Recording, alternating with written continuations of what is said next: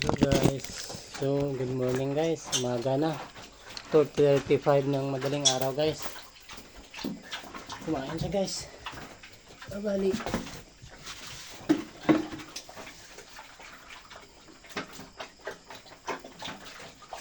Ano pala to guys, tinunaw ko tapos nilagyan ko ng mas kubado na asukal.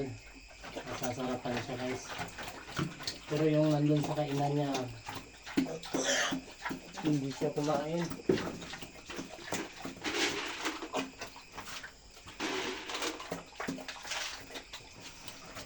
Thank you Lord.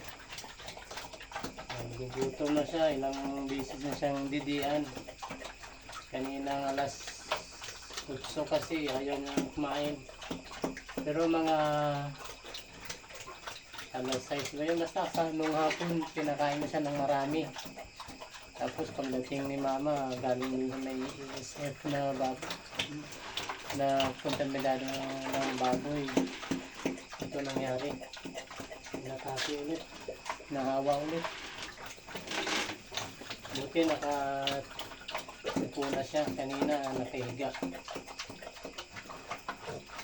Ito mga asukal ko guys, sinusubo ko. Tatlong ano ako, dalawang cobra, isang sting. So gabi na ngayon ang madaling araw, wala na akong mabilhan. Kaya buti may asukal ako nung una ng akaki noon. May nabili akong asukal na mas kubado. Ito yung ginamit ko ngayon. Kalahating kilo yun, hindi ko nagamit kasi cobra lang. Ngayon ito nagamit ko. Asukal kasi wala akong mabilhan ngayon. Kumakain siya.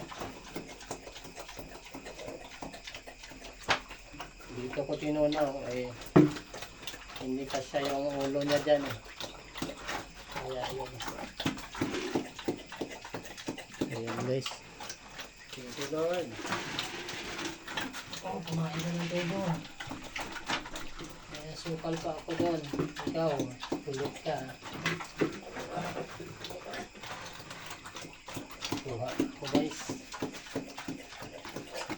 So okay na to. Haba kasi yung video. Ang tagal kong i-upload. Laki ng MB. Update ko kayo guys anong mangyayari dito sa inahin ko. Tsaka sa mga biik.